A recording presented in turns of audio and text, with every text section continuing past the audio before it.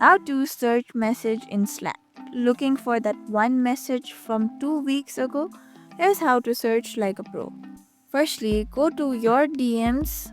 There you can see your teammates or a person who have sent you. You can search from there or just simply type the name or a person's over there, or search for a meeting. Simply type meeting like this. You can see meeting keyword, and meeting is the keyword, and the message of related to meetings you can see like this.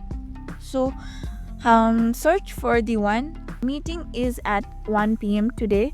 So you got the message like this. You can search easily in DMs, and then you can also go back and go at home and even search it from there. They'll show you the same. You want the file of meeting, you have got it. You need you it's in canvas or list. Here you can see where channel or people you want. You can always filter it out